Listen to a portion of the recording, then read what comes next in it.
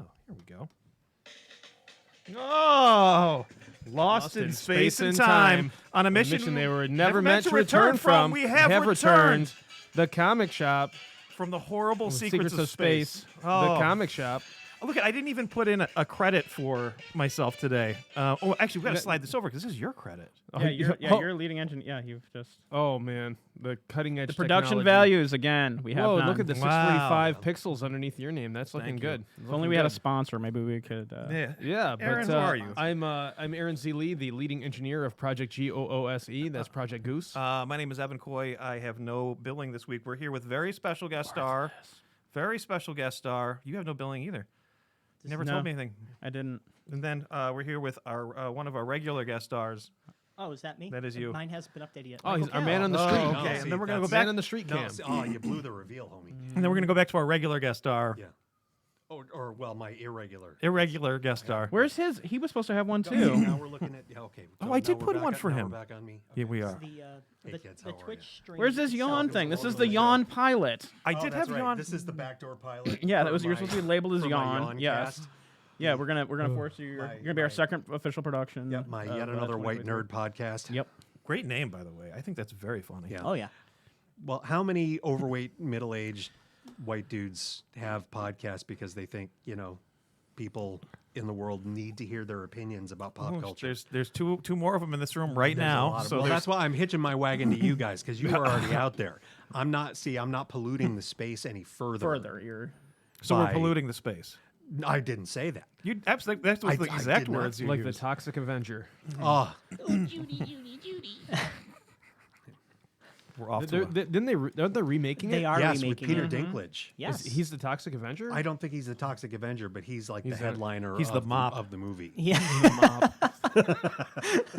Have any of you ever met Lloyd Kaufman? I have not. No. He's a wonderful man. I met him at Scaricon like 2015, 2016. He is like the nicest person you'll ever meet. And in his words, you never know who's going to be famous someday, so you should be nice to everyone. Right on. Well, Yeah. I would take can one respect step that. further. I just believe in kindness. Mm-hmm. He's a I don't a hope great they guy. get a favor later on, or Oh, like, no, or but- like a tip of the hat from somebody. It's like, hey, you weren't a jerk. It's like that's right, and now you're No, famous. I don't think he thinks like Yeah, that. yeah. But he also signs everything you purchase 100% free of charge. There's no sort of upselling on his end for anything. He's very down to earth. Yeah, I love the Trauma. Yeah. And like Empire Pictures, like or Moon. What was it? Moonlight? No, not Yep. Moonlight. Full Moon. Full Moon. Full Moon, Features. yeah. Oh, Full Moon. feature. I do have that's a- throwback. Hold full moon. What is full moon? Oh, geez, like that. See, I think Full Moon takes me back to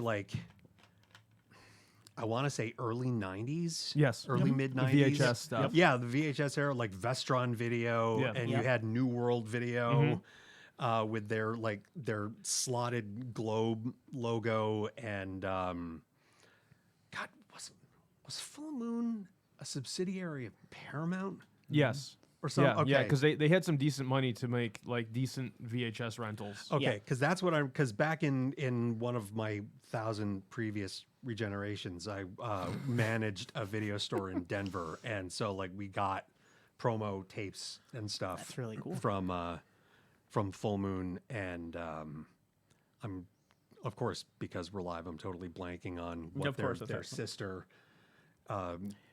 When in doubt, spin-off make something companies. out Yeah. make something up because we don't. We don't fact check This is a anything fact here. check free zone. But Oh. those video stores and stuff were a huge influence on me as a little kid because yeah. I was talking to my mom the other day. They're literally the first art gallery I would consider. That's a going great way to look at it. because those old the horror and sci-fi VHS, they're all paintings. Right. They're all paintings on Like the Drew covers. Struzan artwork and Well, classic.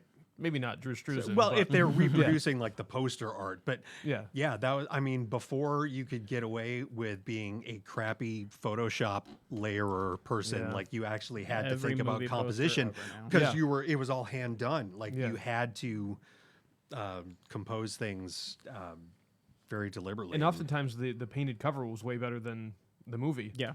Oh, like that. See, now you make a statement like that, and I think about the old Atari 2600 box Yeah. art. Oh, yeah. from the Yeah.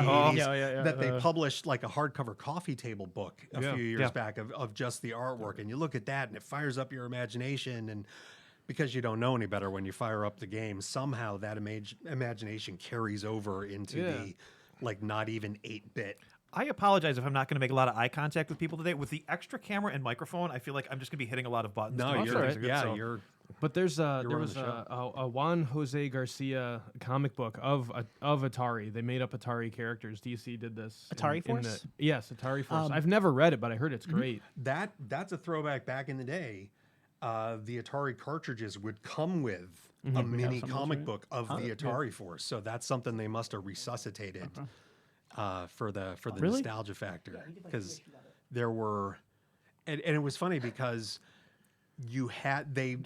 it was clever marketing because I want to say, I'm going to just spitball and say there were Yeah. like 4 issues of this original Atari Force thing. And if you wanted to read all 4 chapters of the book, you had to buy these 4 specific Atari games. Wow, that would make sense. Good gimmick. Yeah. It's not bad. Boy, I mean, the modern day gimmicks. But What was that's a your fun shame. fact there, Michael? This is actually kind of a perfect segue into the rest of what we're going to talk about tonight. But Keith Giffen worked on a couple issues of that Atari Force comic. Really? There it is. Wow. There's the segue. Because he Excellent. worked Well on done. everything. No, He did. Michael with the quality segue Yeah. into one of our lead stories. Do tonight. we, Martin? Do you want to take lead on Keith Giffen, or do you want me to go over a little bit of a bio, or does Oh, anybody? yeah, that should be you, I think. Okay, I don't know where my bio is. Oh, here you go. You Still- want, I've yeah, got one one time. Way to tee it Yes, up, like thank you. offer Thank it you. like you have it, and then oh, by the way, American comics artist and writer, known for his work on DC Comics, their Legion of Superheroes, and Justice League, as well as being the co-creator of Lobo and Rocket Raccoon.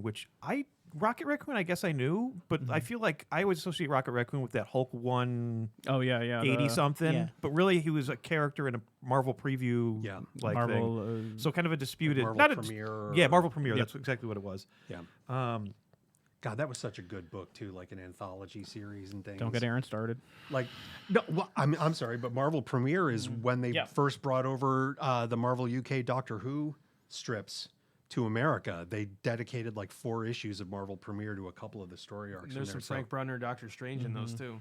Yeah, quality. We here at the podcast are fans of anthology books. Right on. yeah. That we Oh, feel that they- companies need to do way more of. They just need to do Marvel Comics Presents correctly. Like bring like 4 A teams in and do it like a Shonen Jump style with like 4 comics bound in one. Charge $16. I don't care as long as it's good. I'll buy it. Who First cares? published work was Sword and Star, black and white text we story that digress. featured in Marvel Previews number 4 with writer Bill Mantlo. Giffen and Mantlo created Rocket Raccoon in the Marvel Previews 7. Best known for his long runs, illustrating and later writing Legion of Superheroes titles in the 80s and 90s. Giffen and writer Paul Levitz crafted the Great Darkness Saga in Legion of Superheroes Volume 2. After successfully I experimenting don't with think he wrote that one. That was a good one. we don't fact check on this show. After successfully experimenting with his unorthodox brand of humor in the 1985 Legion of Substitute Heroes, Legion of Substitute Heroes. Substitute Heroes special. Is that like Assistant Editors Month? Basically, Maybe, it was yeah. a book in that tone. Yeah. It's all Bobby Chase. He began employing this style in many of his works, often using in the humorous Justice League International series with DeMatteis, which again leads to later on. Is I'm a it big DeMatteis? I've always read it DeMatteis, but I could probably be wrong because I've never It's the heard first it out time I've loud. heard someone say it that way. So yeah. I don't know. You're probably right. Your pronunciations are normally bad. I don't know. Scott, I one just of the interesting things about being here in the comic shop is the creators' names I've pronounced incorrectly for 30 years. Yes. Because I've just seen it in print. Right, see it in print. You have to make it up. I took a call years ago from an independent comic publisher called Binge Comics, and he had a bunch of 90s comics writers that were doing things. He goes, and David Michelinie. And I go, I'm sorry, that's the Spider-Man writer, right, from the 90s? David, can you say that again? Michelinie? And he goes, yes, everybody pronounces his name incorrectly, and he hates it. And I've always thought of Like Michelin? Michelin. Like Yeah. the tires. Yes, Yeah. yes. Woof. So once a month, I learned that I've been pronouncing a creator's name incorrectly for like 30 years because it's reading comics is the thing you do in your room alone by yourself, and like there's nobody there to like fact or correct your. Correct you. Well, or and back in the educate day, you. I mean, when we were coming up, there was no internet. Comic Yeah. books YouTube, were no. only a print medium. They hadn't translated into any audiovisual sort of moving, listening medium. So how would you know? Yeah. Like, I mean, Stanley was the only person he knew. well, that's a fact. But Yeah. like Bill Sienkiewicz, you Yep. know, Oh, yeah. like Yeah. like Sienkowitz That- was that's- how I read it yeah. forever. Same I thing. still do Sankiewicz. Sankiewicz, yeah. and I knew Sienkiewicz before I met you and things like that. But yeah, like, but it was only because I started to watch interviews with Bill Sienkiewicz. yeah, you start to watch the things on YouTube or wherever. It's like, oh, Right. I've been pronounced again, had the same pronunciation that you had in your. And you're an English teacher, so there's Michael, no excuse for Michael, that. you millennials have it that's so true. easy. I wasn't I always know an I do. English teacher. Us boomers, not so Took a break from the comic industry for several years. Worked on storyboarding for television and film, including The Real Ghostbusters and Ed, Ed, and Eddie. Oh wow. What? What? Yeah. Now let's just look at that pairing for a second. The real Ghostbusters and Ed, Ed, and Eddie. If you want two animated works, boy, that was wicked deep. If you want two animated projects that couldn't be more different Yeah. from one another. Yeah. You could do worse than picking No, those two. when we say it's real Ghostbusters, right? yeah, So that's the one with the gorilla. no, No. The real Ghostbusters is the trademark Columbia Pictures Ivan Reitman. Oh, okay. Yeah. Okay. The just Ghostbusters. Is the one with the Is the gorilla. That was the Okay. Filmation. But I like that one. Talking too. about, so we're talking about video stores. So when you're a kid, you don't know the difference. Nope. Like it says Ghostbusters on there, Yep. you just rent it. Fell Right. for that too. Well, Yeah. but I didn't regret it. It's like I liked it. I thought it it's was like fun. I was into Transformers. I rented Voltron. It's like giant robot. What's the Right. difference? You know, and they both have their merits. Oh, there's a difference, sir. Well, yeah. Yeah. I'm not saying there's not a difference. I'm saying when you're a kid, you pick them because they Well, look I similar. mean, just think like in that same period, the early to late '90s in Walmart. All of the generic videotapes and DVDs that say the Swan Princess, and they have nothing to do with whatever the big release is, because they assume most people aren't going to think that closely about it. Like, oh, I'm going to buy the one that's only $3.95 instead of this $20 thing. and that derivative market is still pretty big too, because you see those things show up on like Tubi and Yep. Pluto and Voodoo. Well, and, those guys have to fill the air with something. yes. Other Giffen's than art. the same ad one. Giffen's art. Giffen's art took on many styles over the years. His earlier work tended towards heavily influenced from Jack Kirby. After an early stint at Marvel, began doing layouts for artist Wally Wood, which I found. Oh yeah, that was one of the things He's worked with that I'm like, everybody. Damn. he's hitting all of our interests. That was Aaron's. When he returned to comics after his hiatus, his style was more precise and reminiscent of George Perez and Jim Starlin. It helped to make Legion of Superheroes DC's second most popular comic after Perez's New Teen crazy. Titans. As Giffen's style loosened up, he found himself drawn to the work of Jose Munoz, which yeah. we're gonna skip that a little bit. But a scratchier style, more impressionistic style. Like I think of his stuff from like Trencher. Yeah, yeah. Which I wish there's a Yeah, Trencher we ad in one of these Jose things. Yep, Munoz, we he's the should guy grab who Trenchers. influenced Frank Miller pretty heavily. Yeah. For writing for many years, Giffen plotted and did panel-to-panel breakdowns for stories he drew, but did not write the final script. He really didn't get into writing until, again, he paired with a huge Eric Larson guy, and Larson was trying to expand his image brand of the universe at the time, and brought him aboard to script, or plot rather, Freak Force and Super Patriot, because he liked his goofy style on Justice League. yeah, where it was a bit sillier and they were fun. He wanted an unconventional superhero team to pair with Dragon. And from there, I think he kind of got the courage to just start writing and doing his own comics, fully by himself. Credited for having an unorthodox writing style, often using characters in ways not seen before. His dialogue is usually characterized by biting wit and is seen as much less zany than dialogue provided by longtime collaborators DeMatteis and Robert Loren Fleming. He's known for his humorous takes on existing characters, often focusing on their personality clashes. He has a tendency to poke fun at trends in comic books. Characters are archetypes. His ambush bug miniseries, especially noted for its in-jokes, such as Villain the Villain. Known for his plot twists and often abrupt, tragic turns of fate. He would often have like lighthearted issues followed by a really dark issue, and that was kind of his calling card. So, rest in peace. Truly, I don't have his bibliography in front of me Because we don't have the paper to print it out. because No. it's so long, it's incredible. It's massive. I sneaked a peek on Wikipedia earlier today, and he was involved in so much stuff. I had Yeah. no idea. Because for me, man, I was in high school when Justice League International first came out, and I had never seen anything like that before. Nobody sort of took the piss out of the tropes of superhero comics like that. While still being You know- respectful to the characters. Exactly. Yeah. Like without it wasn't without parody. JLI, you wouldn't have things like Deadpool. You wouldn't have things like Star Trek Lower Decks. That Guardians of the Galaxy. that knows how to perfectly straddle the line between loving reverence for source material and still being able to undercut the aspects of it that everybody acknowledges are goofy. So I think the world of sort of that meta fiction, I think owes a great debt, especially in the superhero space, to Keith Giffen for sure. One of the quotes he was talking about how his Justice League, despite being one of their top sellers at DC, they were always trying to get him to scale back on the humor, take it out, and Blows how my mind. about how creators didn't want their characters to appear in the book because they didn't want to have the piss taken out of them. See, that's and he goes, I would tell these people that their characters will enter my book and they will leave just the way that they came in. I'm not going to do anything that's going to destroy your character or upset it. But yeah, he had to really fight to get like different characters and things in the book. Well, I'm glad he did because the world is better for it. I mean, he's Well, making everybody money. knows that when Weird Al covers a song Yeah. and changes it into his version, the sales on the original song plummet. Yeah, that they goes up. lock Yep. Weird Al up in prison No, for crimes absolutely. against humanity, Yep. and everyone hates it. Oh, record Yep. companies close their doors because of it. Yeah. Yeah, well, aside from like Billy Joel and Prince, who legitimately hated it. Yeah. That's all right. Well, Because never mind. Do we want to look through? Did you bring a copy of this as well? I did. I was gonna say, Do I we think- want to? Do we want to pass a copy over to the other side of the See, table? I here? almost brought because I have the individual. This single is, issues courtesy of all this Ollie's. still. We can flip We had through- 2 copies from Ollie's. I love it. Oh yeah, you that's got yours what's at Ollie's awesome. too, Aaron. Awesome. Okay, and the fact that they're was still dirt cheap. printed on The Oh, news yeah. paper that- that's more like Which newsprint. I than think the new glossy ones. Paper. I think the new ones are more of gloss. the glossy. I think I'm pretty Man, sure. there was something about comic books back in the day when they were 65, 75 cents a piece, being on newsprint, being all that halftone dot Oh, I- printing stuff, where This- you could just him take and I it love fold halftone, it yeah. and bend it around and like just real ownership of a book.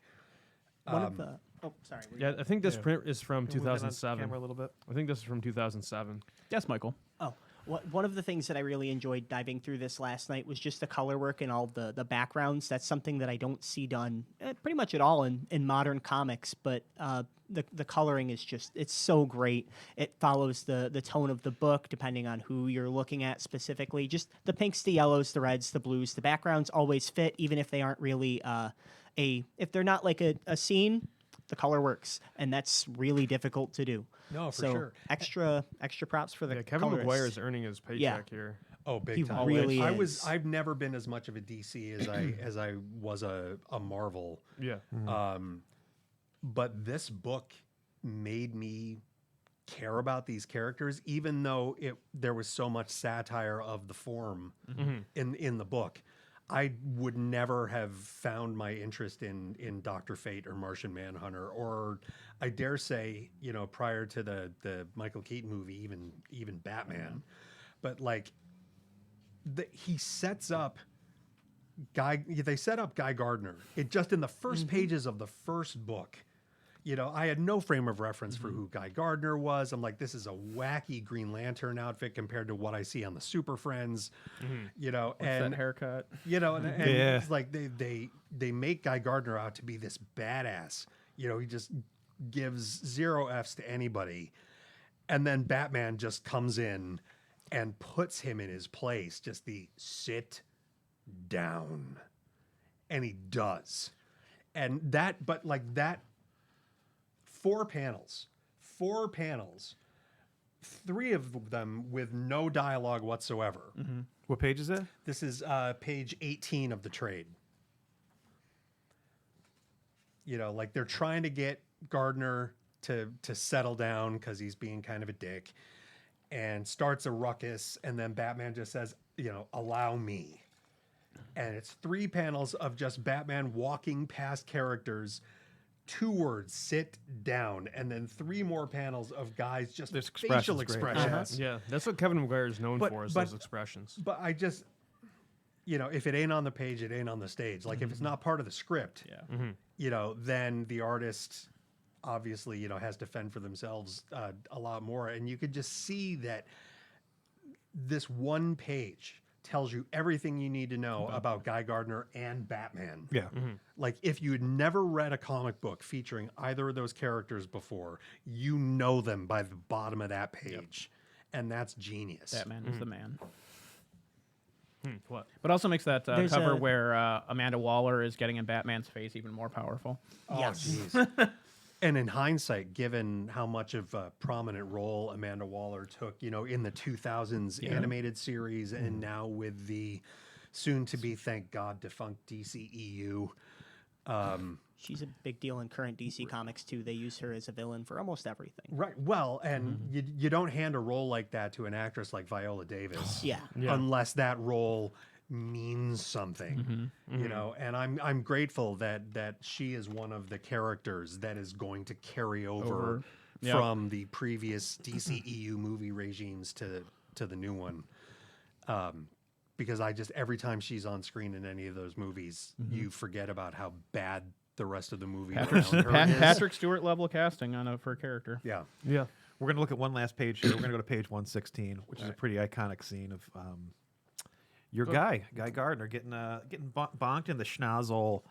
Going to page 116 for an iconic scene. One punch. See, how much can I say here? So someone that the store knows actually owns the original art for that. Really? Yes. Yeah. And it was fun interacting with McGuire at an event, and that being revealed, and his reaction to like, someone got paid way more for that than I did to originally do it. Mm-hmm. But yeah, it's really good cool. I mean, stuff. that is it's one of like the top 25 iconic moments in comics. For sure. Yeah. You One Punch, yeah. okay? DC If keeps you ripping can it off. describe it like that, and everyone, and any comic fan basically will know what you're referring I also to. love that it's bonk. Bonk. Yeah. Yeah. Again, playing with the form, playing with the conventions, and how meta is that? Because it's a Batman thing. So you've got the Biff Pow Zowies from the Adam West series and everything, with the onomatopoeia being represented. Because as Evan said, I was an English teacher, and Allegedly, I don't know this is a fact, but allegedly. that's Michael can attest. Yeah. Yeah, actually, we have Michael living was- proof. Former right there. Bandla student. Yep. And how many times has this been homage too, like with like the Judge Dredd and Batman and Guy Well, Gardner like himself. even the got to cover punch of the someone in the face. trade, that's been spoofed about 1 billion times. Oh yeah. oh yeah. That's such an iconic. That You know line what? up. I should spoof that actually. You should. Now that I think about it, Oh, Yeah, just steal from everybody. Better I already do. Don't worry, I did it. like a real artist, steal from everybody. Jonathan Legoman says, "LOL, I had Scott in study hall." So Hey, there you go. Yeah. Oh man, I would go on, because as the folks at home may have already figured out, I could listen to myself talk for days on end. And he has. And he I has. have. It's been recorded. No, his I wife really, is his I wife. really have. this is a living document yeah, to that. but, Yes. I just Uh, imagine no, he has my- it pressed to my a s- record. He drops Yeah, the needle. and my just study listens back. halls, I would have something stuck in my craw, and I would need to exercise it. And so I had a captive audience. I didn't have any teaching per se to do. It's like, feel free to keep doing your work while I'm ranting about whatever the topic du jour was. And Football MM has a comment made about Scott having you in study hall that we're going to ignore. So okay. That guy's insane. that guy, we got to ban him. We should. I wonder who that is. Why? He's all about it's M&Ms Lucas. and football, and I don't get the connection. There is none. What else do we got today? We're on a roll. We got- Absolutely nothing. Yeah. You got nothing. No, I'm just kidding. I got some other stuff for Giffen, but I don't know. this- Do we want to move on to was like? this- I think we should. This is not my copy. Yeah, we're No, about that's half hour Michael's in. copy. Do we want to move on to like Marvel cinematic silliness? There's cinematic. Can I, silliness? Scott? Can we point you in a different direction and just shoot you out of a no, cannon? For sure. I've always wanted to be shot out of a cannon, but only on water skis above sharks. If Yes. that's I'm too possible. old for that. Will you be in a leather jacket? Yeah, 100%. And As- the beard will be Yes, intact, right? as Yeah, opposed to my super rad Hot Topic Ahsoka Tano hoodie that I'm wearing right now. So in the MCU, word came down that the MCU inclusive reboot of the Netflix Daredevil show is getting rebooted itself, because somebody figured out, somebody at Marvel. I can't say I can't put my hand on a stack of the Man Without Fear miniseries and swear that it was Kevin Feige, but somebody was like, hey, you know what? We've been making all of these shows using exactly the same production model as our feature films. That might not be how television works. Yeah. because long form storytelling requires A arcs, B arcs, C arcs, you know, minor characters. You really have to cycle through a lot more depth. You might need someone to, I'm pulling terms completely arbitrarily out of the air, someone to run the show. Like a A showrunner? showrunner. Is that you a new? might Is say. that like a new concept or For the MCU? Apparently it is. Yeah. But they- in general, no. That's back to Lucy years. Oh, sure. But so in TV, traditionally, you have a showrunner, typically a combination writer-producer, whose job it is to create a writer's room. Like a normal TV show. Right. Yeah, like, yeah. That's This what is we're what it talking. is. That's what we're Yeah. talking about. Marvel but doesn't do the that. Marvel Disney Plus TV shows Mm-hmm. up until this week have not been made that way. They have brought this their, blows my mind? By the way. I could not Yeah. believe what I was Is reading. this new to you? Like you're much more in tune with entertainment and It had never been articulated this plainly before that this is how they've been running their TV series. They've just brought over their film writers, they've brought over their film producers, and they've just tried to make it like a 6-hour Yeah, film. it's not like a pilot. It's you're going in and shooting, 6 to 8 episodes, and then doing the Marvel magic of in post production, doing reshoots, doing rejiggering. how they've been doing their movies. I do have an important. Mo was here. Says love the shirt, Mr. B. So, There you go. Hey, I think I know who that is. but that was an important interruption. No, that's even, good. even so, I think that some of the shows were pretty good. Oh no, when it works incredibly well because, and you can tell the difference between the shows whose She-Hulk it worked really well writers for. had a clear.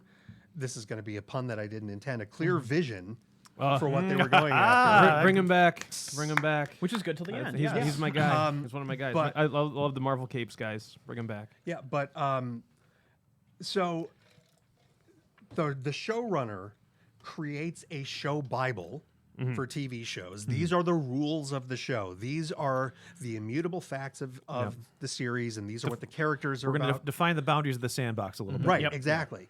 And so every writer that they bring in has to take a copy of that Bible and get a functional enough understanding of it to be able to tell a story over multiple episodes. And they hadn't been doing that. Which confuses the hell out of me because there are different directors of episodes, different writers of episodes, but they're just filming this like, here's $200 million, and we're just going to like. I don't in my mind, I don't understand how that functions. I could see if it was like one director and one writer, and there's like a clear through line between two people who have a very strong vision. But the fact that you're bringing in other creatives.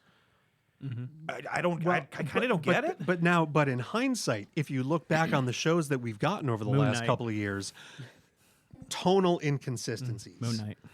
In terms of the writing, the aesthetic, narrative cul-de-sacs, where we're going to dedicate 2 episodes to a story arc that, by the way, we're just going to blink and undo. Narrative cul-de-sacs. I'm going to steal that one. That's a great phrase. But that's what it is, and so, the Marvel movie magic, and we say magic tongue firmly in cheek because, in all honesty, this is why VFX artists at Marvel and Disney voted almost unanimously to unionize recently, because you had people that were rewriting scenes and calling for massive, expensive changes to visual effects, like within That a were already couple of done. months Yeah. of release.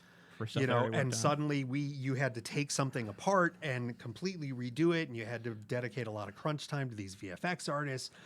And the letterers of the cinematic world. Yeah, where, basically, where- yeah. It's a, Hey, heavy, we're it's gonna- a heavier lift than lettering. But yeah, it But, is. yeah. We're going to rewrite a bunch of dialogue at the end, and the deadline falls on you to get it done. And it's like, well, wait a second. I already did my job. I wrote the Yeah. script that you Right. wanted me to write. Now I need to go back in and rework everything because was it Nate Picos or was it somebody else who was complaining about that on Twitter and stuff? They were saying like if you send the script to me, you was- better have the script figured out. it was Nate Picos. This was like a letter. It was like letterer, comic book letterer day, like 2 months ago maybe. Yeah. And he was kind of venting about again if the writer wants to change course at the end of the day, it falls upon him to all of a sudden have to do double the amount of work, and he's still getting the same paycheck. A little bit different than the visual effects stuff. I understand that that's a lot more involved, but That's why I letter my own stuff, so I can change it.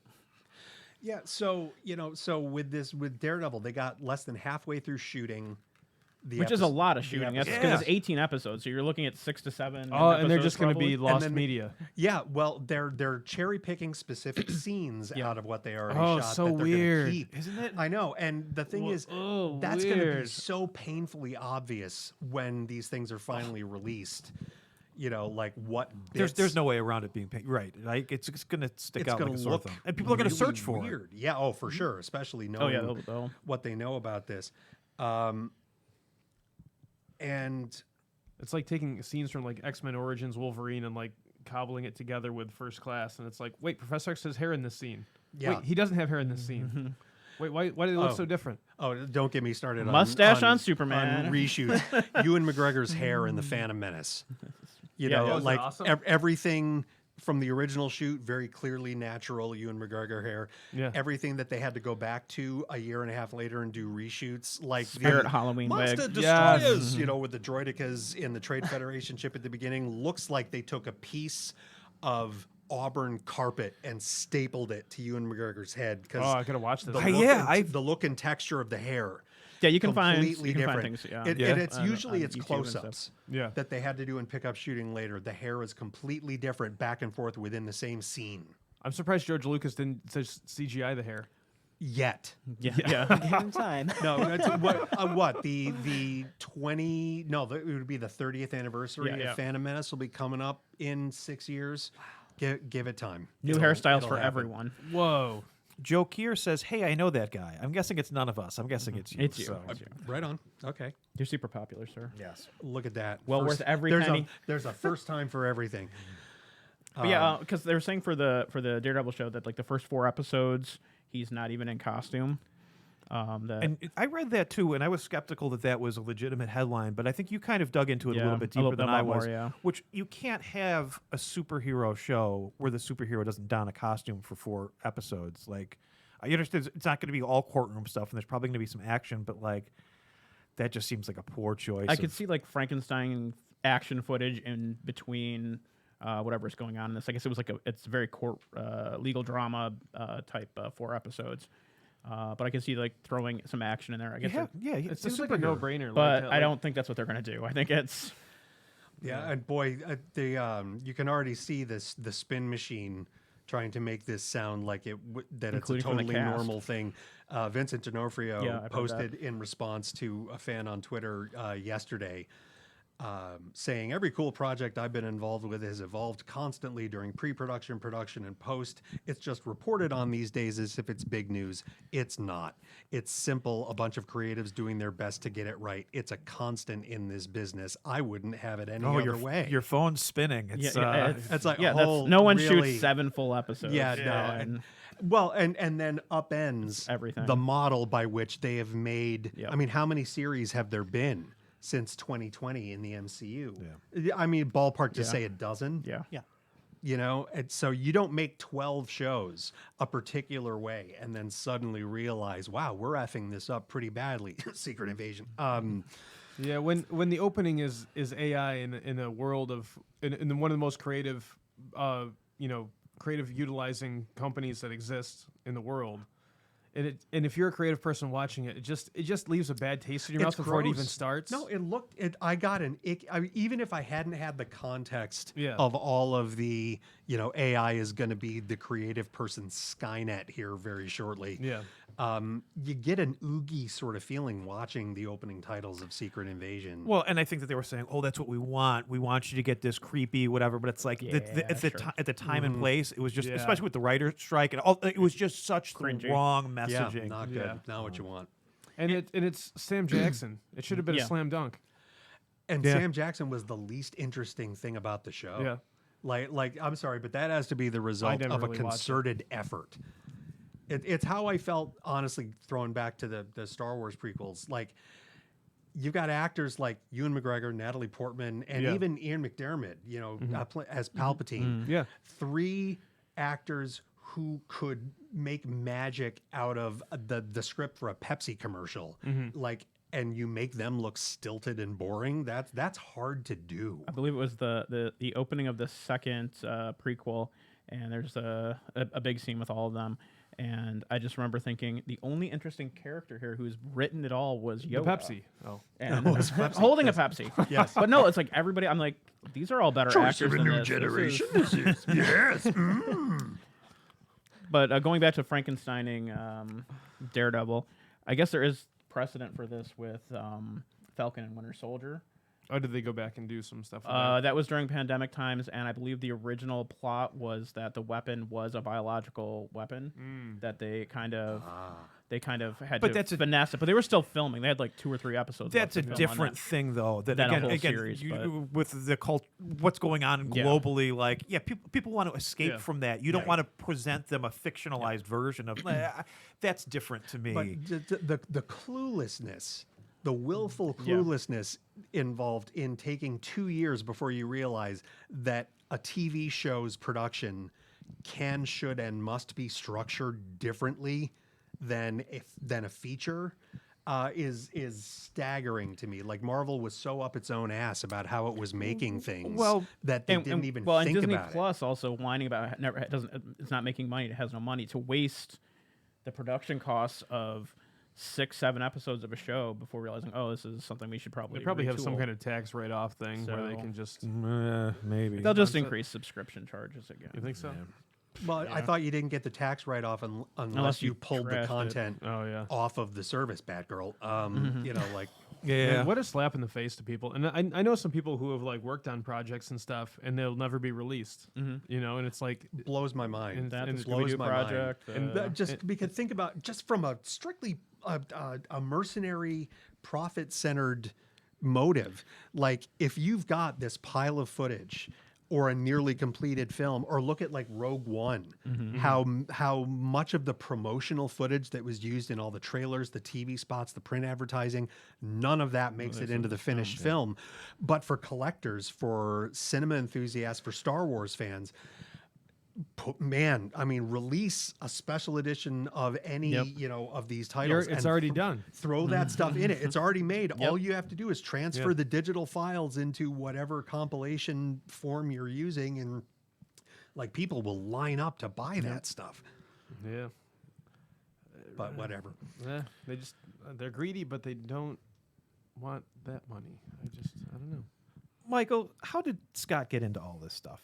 How come he's an encyclopedia of like pop culture? I'm not sure. 'Cause, Wasted youth. I didn't meet Mr. Bandla until I was like 15. But this is the So exact, 2 years ago? Yeah, sure. Yeah, it feels weirder to say that it was 11 years ago, but Whatever, you're still 12. I remember 11 yeah. years Sorry about ago. that, Mr. Bandla. Now you're hurting me. Yeah, This yep. is That was causing me- that was 11 years ago. Every day for us. They love working with me here. Gee, guys, it's gonna be a great day. That's my Michael Callie impression. Or is that like Michael Cera in the Lego Batman movie? No, is that like it's just Robin? his annoying Gosh, positivity golly. and like Okay, but it's so bloody sincere though. Like the earnestness. Like there is no The Archie Andrews of the pretense. comic shop. I'm the Yeah, Archie of the comic shop. Like it just radiates. The sincerity radiates off him in a way that you can't help but go, you know what? I don't care how much of a crap day I was having. I just had an interaction with Michael, and now I believe in love again. Well, thank you, Mr. Bandla. That Watch means a out, lot. Cecilia. Bandla's coming for your guy. There's another T-shirt for you, Evan. I believe in love again. I believe comic shop. Yeah. Oh, that's Michael's goofy face on it. Can we do that? Can we make a T-shirt with your face? I believe in love There's again. gotta be I a know heart. you'll sell at least one. There's got to be a heart around it. She'll And you gotta return it. factor it into the promos that you run ahead of Tessa's. Write this down. Ahead Somebody of, write this ahead down. of Well, it's Tessa's recorded. screenings Okay. at the Oswego Yeah, Cinema. the So visit the comic shop where you'll believe in love again.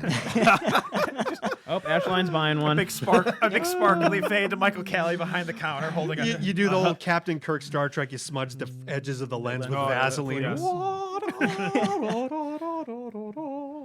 Wow, that was That was good.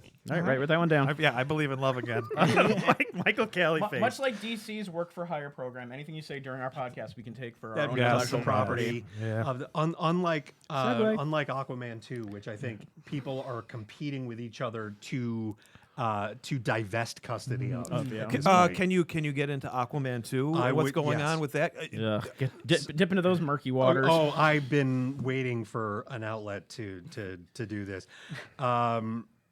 Yeah, let me find. Here's the piece that was published in the Hollywood Reporter and Variety earlier in this week. Yeah, with Jason Momoa allegedly being drunk on the set. Yeah. According to Amber. Yeah. And Amber Heard's interpretation of Momoa's behavior, she's By the way, we're we're going to sell at least 2 more of those T-shirts Yeah. based on the comments in the chat. Speaking of being up your own ass, Amber Heard was convinced that Momoa was not just dressing the way Jason Momoa dresses. And anyone who's seen any interview footage, anything, with Jason Momoa in his real life, he just dresses the way he dresses. She was convinced he was doing Johnny Depp cosplay to screw with her on the set. Those were her words, like notes from her therapist that were published as like a freedom of information thing, because once they were entered in as court documents, they became available for public review. And so these were handwritten notes from Amber Heard's therapist. Jason said he wanted me fired. Jason was drunk, late on set, dressing like Johnny, has all the rings too. And it's like, okay, clearly you have never spent any time outside of production in proximity to Jason Momoa. How do her personal conversations with a medical professional get entered into? That seems a little. Not that I know everything, but that seems. And that I'm not going to pretend to be versed enough in the situation. So I avoid to therapy speak to, and priests for other reasons too. Father Dennis. Intelligently, but and everyone's saying that no, Momoa conducted himself professionally, at all times. But then a bombshell in this piece comes out, because it's the first overt declaration, and I'm trying to find the exact spot where it's referred to. But this piece from Variety earlier in the week comes right out and declares that no actor from the Snyderverse will be continuing on in their existing roles in James Gunn's DC universe going forward. Like as a declarative sentence. And they've never. This has not been stated that boldly. They've before. always left it open. Yeah. There might be more with Momoa's Aquaman. There might be more with this character, that character. Hoping to keep the movie that's coming out to have at least because they're relevant to the precisely that they're base. trying not to shoot themselves in the foot, Which they as did. they have all of 2023. Because somehow, the general film going audience, aside from comic nerds like us, are suddenly being deluged with so much information about the production of these things that they even know, well, none of these movies are going to matter 2 years from now, so why bother going to see any of them? And now they just officially put the last nail in the coffin of the Snyderverse and said, this is done. If Momoa continues, it's going to be as Lobo. Yes.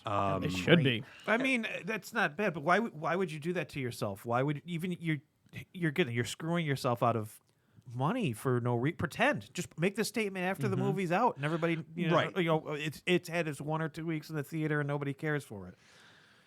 And geez, I mean, with all the news about regime change after regime change at Warner Brothers over the last few years, and how many re-edits and test screenings and rounds of pickup shooting that this movie Aquaman 2 has done all by itself. I just feel like by the end it's going to be like the theatrical release of David Ayer's Suicide Squad, where you're watching for every 40 minutes. You're watching someone else's edit of the movie, because nothing in that release version. What was the original release date for Aquaman 2? Probably 2020. boy. I was going to say probably 2020. Okay, I was thinking Are you that was- seriously? Yeah, I think that was right around the time that Wonder Woman was getting all her time shift shuffles and things going on. Let's not talk about Wonder Woman 84. Oh yeah, please not. Yeah, woof, just gross. But yeah, so I don't know. I don't know who this movie is even for at this point. Yeah. I mean, we've already seen that WB is perfectly willing to take tax write-offs by purging content that they don't want to acknowledge. I feel like in the end, it's going to be more cost-effective for them to torpedo this. Especially after they saw what happened to Flash with all the negative Oh yeah. publicity around that. I mean, that. Well, and God, I mean, Ezra Miller themselves could not have done a better job torpedoing the success of that movie than the actual production values of that movie did. Yeah. Yeah. Michael, how did that Flash movie end up? Like, what was the box office for that? Was like atrocious. Ooh, it was right? awful. I don't know what the box office was like, but I know that Ezra Miller puts a baby in a microwave. That's the only part of the movie I've Puts seen. a grotesquely, obviously Yes. CG baby Yeah, in the microwave. that whole scene doesn't look like it should be in a DC movie. It looks like it should be on Reboot. Why does he put a baby in a Don't give microwave? Reboot To a save bad it from an time. explosion, I think. Yeah, to protect it while Oh, it's Indiana falling. Jones style. There's Got a it. reason for it, but it's Yeah. just Okay. still really fun So to the talk Flash turned over 268.5 million globally, only 108 million domestic. Also, for releasing Aquaman, the first one, is their highest grossing film. Yes. Still, because Aquaman grossed over $1 billion. And by the time Aquaman it was finished. like a pleasant surprise because you didn't know what to expect. Totally was. And then they just kept hammering you with like bigger and bigger spectacle, and they're like doing like so much more. By the time you got to the big climactic third act undersea battle in Aquaman, the just the wackiness of the sea life, the creatures that I still remember sitting in the theater, my eyes wide, my mouth hanging open, saying, "This is the most bonkers thing I've ever seen in a superhero movie, and I love that it exists." You know, because you really feel like that was a point where Warner Brothers let James Wan play. Yeah. You know, like go what you want. throw whatever you want at the screen for this fight. The wackier the better. And it totally made me forget about Amber Heard's cardboard performance in the rest of the movie. Maybe the most bonkers. Damn you, Elon Musk. Maybe the Just most in general, not even You must specifically to specifically this. having her get that job. Yeah. maybe the most bonkers thing is casting Willem Dafoe as a supporting good guy. And totally convincingly. Yeah. Like after I first think time in his career. it may have taken less than 10 minutes of him on screen before I stopped waiting for the For turn. the twist. Yeah. You know, before I stopped waiting for it to be a He is the heel. Norman's on sabbatical, honey. So this is a great segue. Oh, sorry, Aaron, did I cut you off? I was just going to throw a Is that going to be a thing now? yeah, it is. It is. I was just No gonna one throw ever apologizes for cutting Aaron off. a fun Russ and I do it all the time. a fun Willem Dafoe story. My younger brother and sister were actually so scared of the Green Goblin iteration from the Sam Raimi Spider-Man movies that my mom had to buy a Green Goblin proofing room spray, and she would spray perfume in the room every night to make sure the Green Goblin Wow. couldn't get them. That's how scary he Was was. it in the same to- can as like the Bat Shark Yeah, repellent? back No, then. it was just a dollar store bottle of perfume that she taped Green Goblin on. But it worked. I'm not It picturing worked. your mom with a 60s Batman utility belt. Man, Just points to something your for mom everything. though. Points to your mom for thinking on the Yep, fly. Like yeah, that's some quality parenting. For She just for wanted a to sleep. 4-year-old and a 3-year-old, nothing was scarier than Willem Dafoe's Green Goblin. That mask was pretty scary. Yeah. Yeah. But then there's his face. Well, I mean, they could have just done some green face paint and probably would have been. Just as bad. Oh, as opposed to the Power Ranger Mask, yep. outfit that they put him in. Yeah. Yeah, I think there was some merchandising reasons. Oh for that no, or something. that thing was toyetic as hell. Yeah. Oh, yeah. Absolutely. Is toyetic a word? It is. Believe it or not, in movie merchandise marketing lingo, this is something I learned from Freakazoid. Toyetic and Yes. narrative cul-de-sac. Yeah. This No, is great. Spielberg's animated Freakazoid show in the late 90s. They talked about it as part of that sort of meta thing that Freakazoid always did. Yeah. Tie-in, Spielberg did Freakazoid, huh? yeah, tie-in products being toyetic. Wow, I've never heard that. This is great. Batman and Robin. Batman. I was just gonna go there. I know there's a lot of room in my head, Martin, but get out. I'm sorry. Rob Liefeld was very good at making things toyetic. Is your drawing done? No. Okay, I was wondering if that was your segue. No. Aaron's working on Which Jonathan Ashline will get a big kick out of what was already planned after something he sent us. He tagged us in a link. Yeah, who knows when this will be done? Yeah, we're not even going to address what Aaron is drawing. Well, I'll shoot you a picture later, Jonathan. Now, honest question, sort of pulling the curtain back a bit. Are you guys locked into like a hard and fast hour timeline, or have you had shows where you just We've had shows go 16 hours. as long because as we you forget to shut up the as long stream, as you yes. have stuff to High five, talk Aaron. about, you just keep going. So we did it. I think our longest stream ever was the real puzzle. The puzzle. The puzzle. We started doing a puzzle, That I had to come back in the next day and finish for them. and We're not eventually, good puzzlers. eventually You after an can't tell me hour, you're we just surprised by that. after an hour we just stopped talking And and they're doing just the we're puzzle. like doing the puzzle. So then there's like just 45 minutes of us watching put pieces together, and then I'm like, highest viewed That's awesome. episode. and then I'm like, all right, like I just want to get out of here. It's like 9 o'clock. We've been doing a puzzle for Come 2.5 the next day hours. and there's like a 2/3 or a third of a puzzle done, and I'm like, I'm not getting any work done today. I'm just gonna be playing with this all day long. And we then did. I didn't realize how obsessive compulsive Martin and then Alex Dexter. Alex I'm not sure if you know Dexter him. he got out of work, came down He, here to he, come le- finish he the left puzzle. work to Yeah. come in to come finish Wow. the puzzle because he couldn't let the puzzle go I unfinished. wouldn't say obsessive compulsive. I would say dedicated employee. Yeah. That it's like he like I can picture Martin with a pedestal with some burning coals and an yeah. Evan Coy melting mask saying, "Help me finish what you started." I don't get that. Star Wars. I also appreciate the fact that melting normally I'm the one that does voices. I get the night off, and you do much better voices than I do. So this is wonderful. See also wasted youth and the enjoyment I derive from listening to myself talk. I just like to mix it up. Why don't you? Let's get behind the curtain with you. Why don't you do something? You're incredibly entertaining. You're very. Why No, don't no, you do anything at No, all? no, no. sir?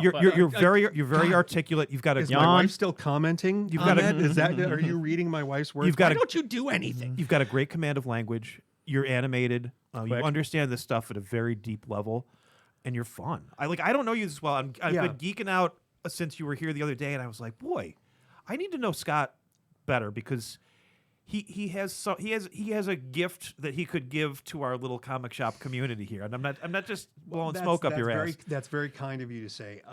You could be Mama's Geeky 2 of Oswego. Well, no, look, okay, and Electric but believe it Boogaloo. or not, that comment alone helps make the point for me.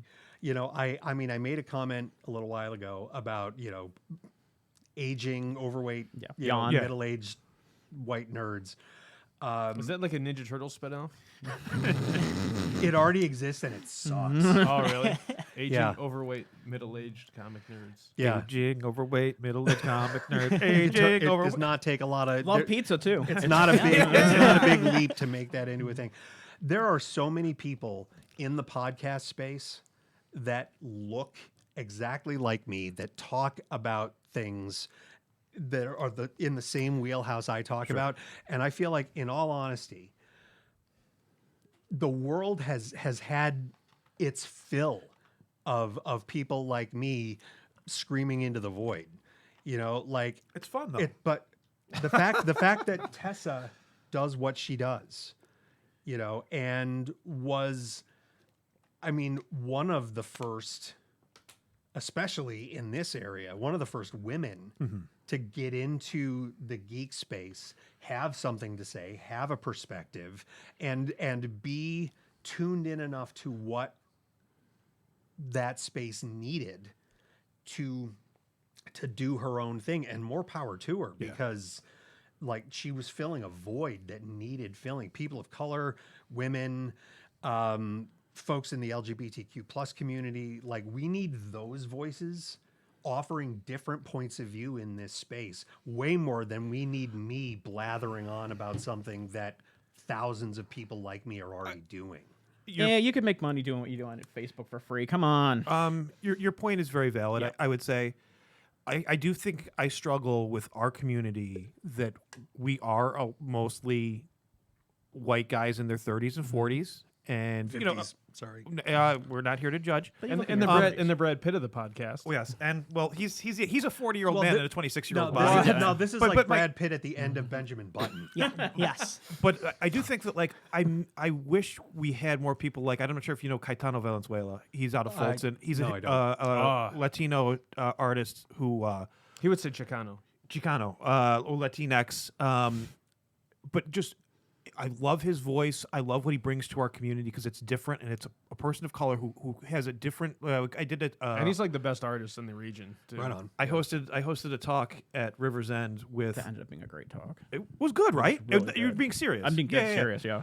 A woman who was a PhD at the university wrote chapters to a Marvel Cinematic Universe book that dealt with politics and poli-sci, and specifically we talked about Black Panther. And it was to have somebody like Caetano there, who was like the minority voice, who brought up several excellent things about the Black Panther movie and how Atlantis, Namor was portrayed, and the Telecon. Telecon Mesoamerican like and how disappointed he was in certain things versus how Wakanda was portrayed. The lush, beautiful shots you get of Wakanda, but compared to your meeting Atlantis and it's just murky water. And then he gets into his own personal experiences. It was just such a nice thing where it's like, oh, this is a different voice. And he's very articulate. Yeah. And he's super talented. And he's also a guy who does a million different things. Yes. So it's tough to find those. But I don't think it invalidates your voice and I get it. And it's one of those things where it's just like, well, you could just be another voice spouting into the void. But I really appreciate you being here because I don't know you, and I feel like I've gotten to know you so much better in this past hour. Thanks. Just This is awesome. I love talking about this stuff with folks that have something to say about it and can also exist in the fan space without taking themselves or the content they're talking about so ridiculously seriously. Like, that's the thing too. You have a sense of humor. I love what I love, and I will defend the things that I love that I know may not necessarily be popular or well-renowned. But I like to think that I have a perspective on where the things that I love that objectively suck, fit in with, the pantheon of popular consciousness. 2 points. One is that Mo was here says needs to do audiobooks. This could Thank be you. You anybody. stepped on what I was gonna do. Go right ahead. I'm sorry. ruining it all. See how he is. One is that your voice is unique because you're not the typical misogynistic white boys club type attitude that we see prevalently online. And two, have you ever considered doing audiobooks? I have considered that, actually. That is something that I've had folks drop into my ear. Or comic dubs. Oh, see, now comic dubs, that's a thing I didn't even know was a thing until my youngest. eldest? No, my youngest. Okay. My It says in the chat the eldest, but go no, ahead. my daughter Quinn loves comic dubs. That I don't know. she's- I don't she's even know what a discovered. comic Is dub that when is. you get your entire collection of comics and you put it into a car with expensive rims? Hell yeah. No, 100%. Comic dubs. Yeah. Yeah. No, comic dubs are great. That's how I well, I guess watched and listened to Johnny the Homicidal Maniac. And Oh, wow. yeah, there's Watch a, and wow. so Wow. you get the panels, and Shout you out get the to nice Yonan voiceovers. Vasquez. Yeah. Yeah. The same person that uploaded that on YouTube, I can't remember their handle. They also have a bunch of early Mask, so on and so forth. So there's a ton of like the John Dark Horse. Arcudi, yeah, Yeah, Dark Horse. okay, cool. Yep. So there's tons of that out there. It'd be super fun. Is that legal? I don't know. Is that legal?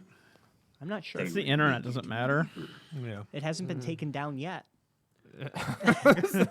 Only because it's not a Nintendo property. There you go.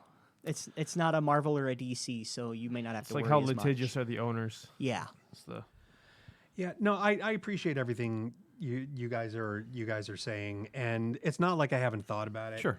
And I would enjoy doing it.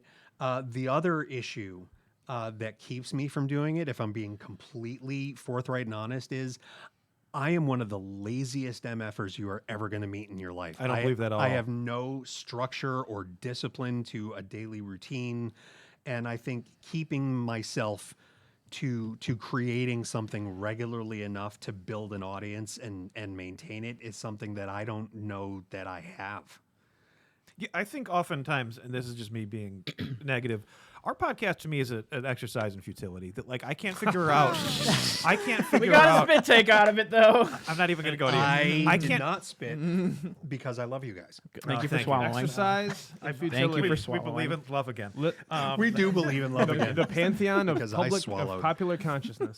I wish I could figure out how to turn this into something because I do think again, yeah, it's a bunch of It is a lot of work. it's a lot of work and it's a bunch of again middle-aged white guys sitting around talking about pop culture stuff. I think we have a very deep knowledge of things. I think I have a technical knowledge on how to do this.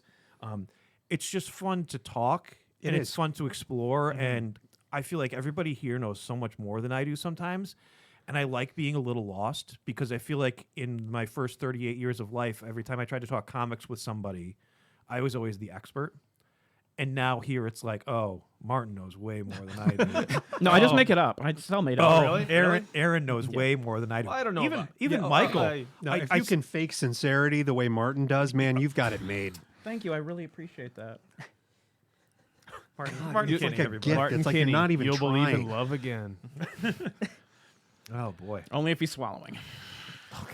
Hey, you know what? We're open to everybody here. Right? Like Spinners, yesterday, swallowers. yesterday was National Coming Out Day, Yes, right? it was. It was. We love everybody. So, Yeah. you know, the- if you are, you know, if you are in the LGBTQ community and you have empowered yourself to be out and proud about who you are, rock on. Yeah, that's Go awesome. to Yeah, you. that's a very important thing with me at the store here. That this needs to be Inclusive. needs to be environment. inclusive. It needs to be a Yep, safe Arlene place. started that. And Yep, something yep. that's- And that's one thing I do have to say while we're in pucker up mode is We're all just gonna kiss each other's ass at the end of this. wow. no, for real. And you know, I can't wait to look at any comments that might accuse me of being, you know, some kind of woke douchebag or something because like guess what, kids? Wokeness just means you give a shit and if you don't, you suck and don't deserve to speak. Big Howard Stern. Well, I used to be a big Howard Stern fan. I don't really listen to much of his stuff lately, but he came out the other day because former whatever. So somebody accused him of being woke, and he had a very positive rant about. You've that got mean- empathy, you've yeah, got compassion and for it was a good points of view that aren't yours. Yes, Really? yeah, That's and- bad. How? and that was kind of a nice like, oh, it's kind of nice to hear him say that like Yeah. this is not a negative thing to me. This is if you're calling me woke, it's a positive thing For Like, real. yeah. But Still an annoying phrase. Arlene fostered a culture Yes. in this store that has always been very welcoming, has always been very just open. Yeah. You know, and my kids when they were little always felt seen by her and by Martin, you know, coming in on Free Comic Book Day. You know, like that was a holiday in our house. Free Comic Book Day in May was a thing. We'd all We had the photos march to prove out it. together. Even my wife, who only marginally ever tolerates any of this crap because she has to live with it, and if she didn't to some degree, she would go insane. She would even come out with the kids. And when Arlene handed the reins over to you, I mean, COVID notwithstanding, because that was, I can't imagine the nightmare scenario that must have been for somebody taking over a business. But there has We been did $500 this month. but there's been no interruption in the aesthetic, in the vibe, you know, in the culture that you still feel when you walk into this building. And I think that's a testament to what you wanted to bring to it, to what Martin continues to bring to it. Again, having The nicest having person the here. next generation, having the next generation repping. There's just going to be a 3-second clip of Michael going, Yeah, and so that's that's cuts, it cuts back. You will believe in love again. but the it's, next generation. Michael. You know, this place is great. This place is great to everybody who walks through its doors, whether they deserve it or not. I'm owning 100% of that. But I think that this podcast space, to loop it back to what we were talking about,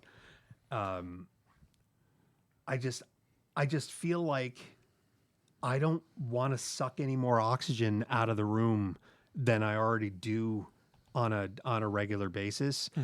And I think the more diverse voices we hear from, Sure. the more different perspectives than that of the, Caucasian as default model that has pervaded all of popular culture since the dawn of popular culture. Like, and we're just starting to see it now in the fantasy space, in the comic book space. We're seeing more women. We're seeing more people of color in writing roles, in directing roles. I'm jazzed for the front of the camera. Marvels. I'm jazzed for the Marvels. Somebody All asked 12 minutes of it? Well, no, it's an hour and 45 minutes. Thank Somebody you. asked Shortest earlier in, Marvel the film. earlier in the chat for our take on that. So that's his. Okay, Oh, so really? Nia DaCosta directing that movie, having a black woman who clearly has one foot at least squarely in the fantasy horror genre space. Ooh. Well, because she directed the Candyman reboot Oh yeah, that was great. a couple of years ago. That was great. That was the best one. Was aside so from the good. original. Loved it. Yeah. Was so Yeah, good because it had a perspective. Yeah. And I think having a black woman directing a huge Marvel tentpole that will feature in front of the camera your Carol Danvers character, your Maria Rambeau or Monica Rambeau. Monica, the real Captain Marvel. Yes. Tiona really Paris, like who is Monica That was my Rambeau. Captain Marvel. That no, for real. Yeah. in the 80s. Yeah. He made a comment the other day, and I wasn't. You've made a couple comments I could about care that, less about any other and it's Captain only Marvel. I love her. been recently where I No. go, oh no, we really like She this character she a lot. was the Captain Marvel that was in the original Secret War. She was in the lead Avengers lineup for the second half of wave. the 80s. Next wave, she was on a team with Machine Man twice. Yep. Oh, Machine Man, dude. My guy. Can you believe just one little off-road? I'm here for Machine Man. Machine Man, when I first, I think it was only within the last decade that I learned that Machine Man came about in the final issue of Jack Kirby's 2001 A Space Odyssey spin-off comic. Good luck finding that. What are you, what? Yeah. Like that, so freaking cool. But no, so with the Marvels, you've got Carol Danvers, you've got Monica Rambeau, and you've got Kamala Khan. Great And character. I mean, a diverse cast amazing casting of for that. women. Oh my God, no. Iman Vellani is the gift that keeps on giving to the MCU. Like the fact that she is now the person that the rest of the cast goes to on set for deep dive Marvel nerdery information. If they want to understand their characters more, if they want to understand so-and-so's relationship to so-and-so, if Iman Vellani is on the set. Didn't they have to rein her in? Yeah, yes, they did. Like, I thought I No, remember reading Kevin something about that. Feige, she said in an interview that Kevin Feige unfortunately said yes to her when she got the Ms. Marvel gig. He said yes, that he would answer whatever Marvel questions she had. She wrote a 14-page document that Kevin Feige had to sit there because he promised that's great. and answer questions about the MCU for her. I think getting to the runtime, being the shortest movie that the MCU's had, I think It's great. I think it's awesome. It'll be so nice not to sit for 15 hours. Because Marvel movies, and I love them. I will go to a theater on opening night, like preview night in IMAX, He to will see slap Martin Scorsese while anything- walking in there. any. We have a cardboard cutout of Martin Bitch Scorsese. slap Yeah. him out of the way. I will see anything. I will appointment view every Marvel series, no matter how much bloat it suffers from, no matter how much narrative misdirection is going on. And twice in IMAX. But brevity can very well be the soul of wit in genre storytelling. And a tight hour and 45, if it's that runtime, because it's been edited well, because the story moves along at a clip, as long as that runtime doesn't mean that they have excised character development or that there are narrative leaps in logic that defy even comic book logic, Steal. I think that people could potentially come out of this movie feeling like the Marvel that we've seen for the first 3 phases is still in there somewhere, because I think there's some doubt with people. Phase 4 was absolutely rudderless. I'm not least of which, the reasons not least of which being COVID and shuffling release schedules and what that did to a narrative flow. But it really does feel like the first three phases had this driving force. Everything led narratively and consequentially into what came next in a way that we haven't seen since. Yes. And I think a tight runtime of a movie, if people are smiling and walking out talking about it and humming the theme song and all that kind of good stuff, it might restore some people's faith that it's not going to be a snooze fest like Eternals was. That was both too short and too long simultaneously. Should have been a TV show. I'm not sure. Should have been a TV show. Oh, TV shoe. A lost format. Yeah, yep. That is a discussion that could be its own podcast that nobody but me would care about. I mean, even Thor: Love and Thunder, that could have really been great for a nice trimmed down runtime. But you know what? Like Thor: Love and Thunder, though, I didn't hate it. It was inconsequential. Yeah, and all over the place. But think about the comics. Mm-hmm. Think about in the history of the Avengers pantheon, the X-Men pantheon, the Spider-Man pantheon, how many one-issue, self-contained, goofy-ass stories did the writers and the artists regularly throw in as a palate cleanse between the big, heavy-duty story arcs? That's how I saw Thor: Love and Thunder. It wasn't great. It was entertaining for its runtime. I couldn't have told you more than 3 facts about the plot within an hour of leaving the theater, but it was a good time at the movies, and I don't think there's anything wrong with that, especially in the comic book space, because like I said, the source material did stuff like that all the time. Yeah. And they could actually bear to do more of that nowadays when you got a 16, 24, 32 part thing. If you can do it. Amazing Spider-Man number 35. Yep. Oh, the solicitation for Amazing Spider-Man 35 it's in stores this week.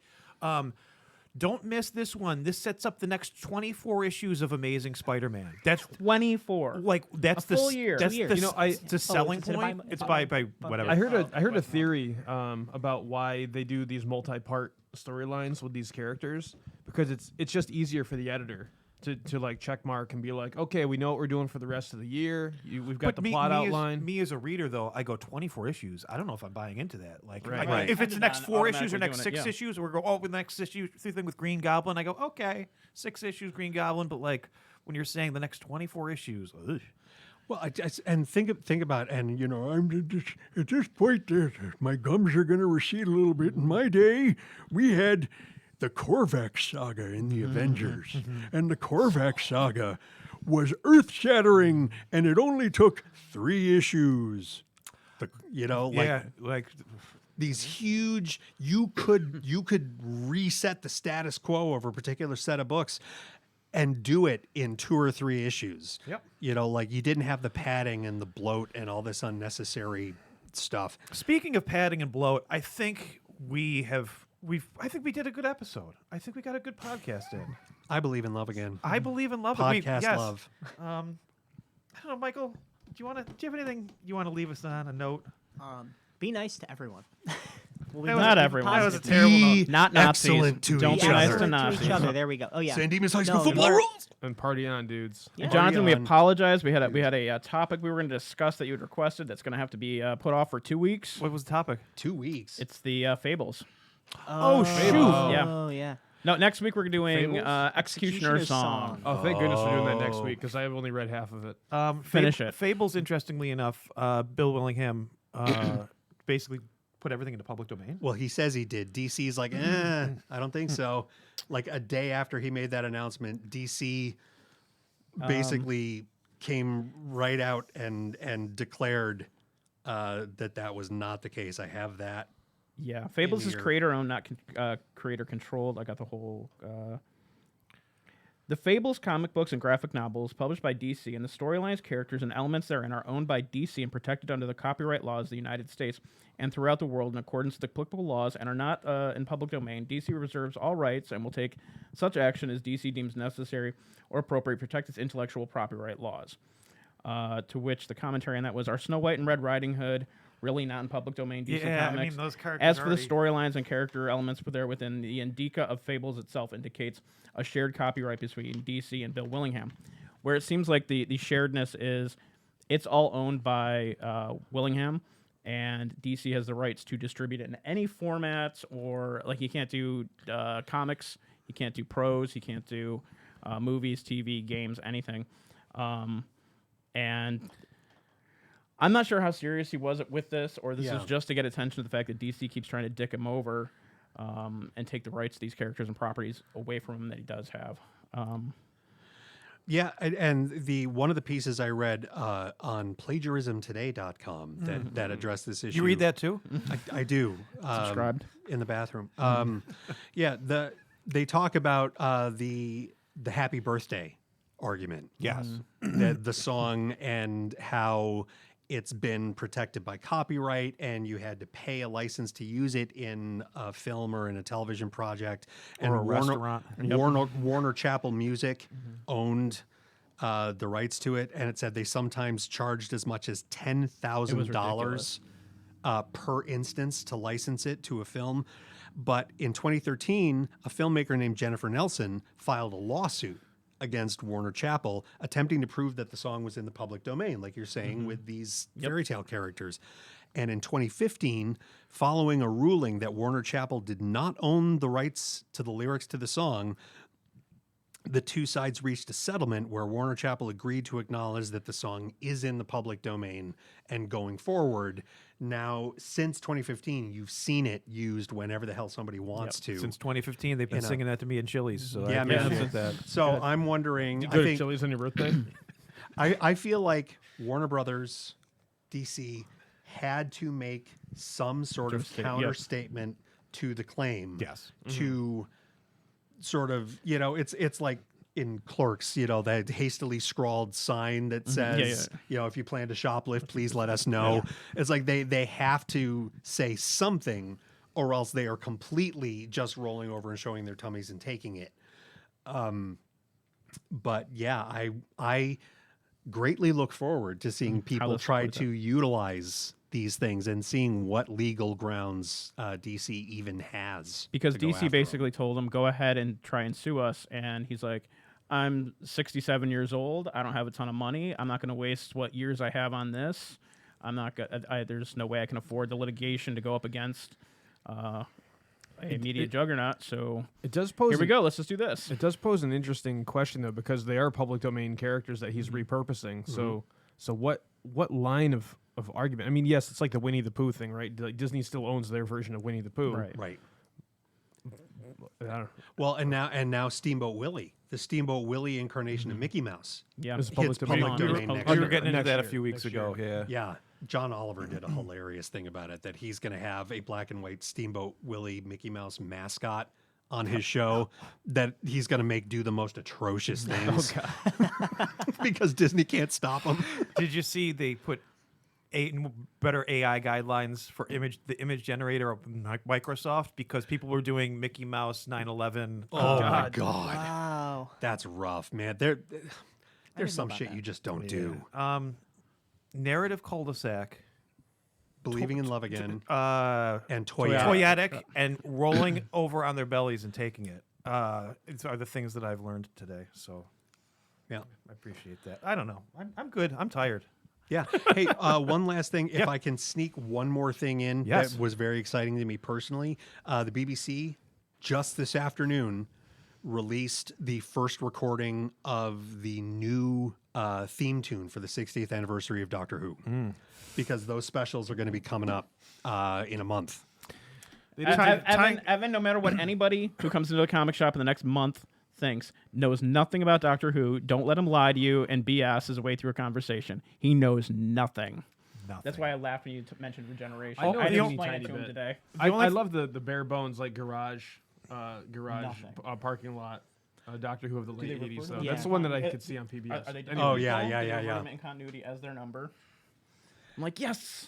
Yeah, at one point they did, but not until recently. They didn't change the song, did they? It still got the like. Oh, the, no, the the- most No, it's the same signature thing. that theme they've tune been- is yeah, still the they've been theme beating it up tune. for. Okay, Just the composer who did all of the music from when it came back in 2005 until Stephen Moffat left the showrunning position in 2017, is back now and has put another spin on the theme tune that layers, like there are elements of the original theme tune recording that are part of his modern theme.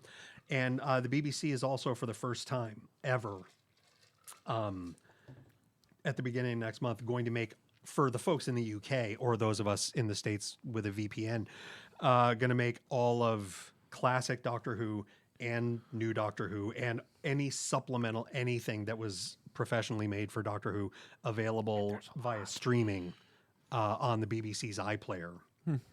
So you can catch up, Evan. Well, it's again only if you have a VPN. It's only 60 years. In the States, you need a BritBox subscription to get all of the old stuff. You need a Max subscription to get everything from 2005 to the beginning of this year. And you will need a Disney Plus subscription to get everything from next month's specials onward. Well, that just settles it. I'll just continue to pretend like I know what I'm talking about. Don't worry, the BBC threw away most of it, so you're fine. You don't have to watch That's interesting too. That some of that stuff just is disappeared. And Yeah, depending unless it on turns if up in you're ever willing Nigeria. to have me back on this podcast or not, I would love to there's do a a Who good chance. episode. Well, I think next month is the 60th anniversary of Doctor There you Who. go. Aren't I the comic shop doctor? You are. We got photos of you killing your wife with a TARDIS. Right on. Good on you, mate. To my credit, I didn't do it on purpose. No, it was an accident. I It was just an don't. accident. You used the TARDIS. You His didn't. companion was in the wrong place at the wrong time. You didn't try to tell her she was bigger on the inside, did you? No. Oh God. Is that how we're going out? Yes. And our apologies to And Jack scene. Kirby. This has been the Comic Shop Does a Podcast. Swallower over here. Aaron. I'm Aaron Zeely. I'm the lead engineer of Project Goose. My name is Evan Coy. We're here with special guest star. Me. Also Him. regular Man on the Michael street. Kelly, the man on the street, Michael Kelly, and Love our again. irregular guest star Scott Bandla. Scott, thank you so much for being here. If we want to do a Doctor Who, Yeah, I would can- do that. yeah. I I can't thought talk you were about gonna it. My pediatrician is Dr. Junio. Shout out to Dr. Junio. I thought you were going to Would they like to be a guest as well? Dr. Who and Dr. Junio. Wow. That's incredible. Have a good night, everybody.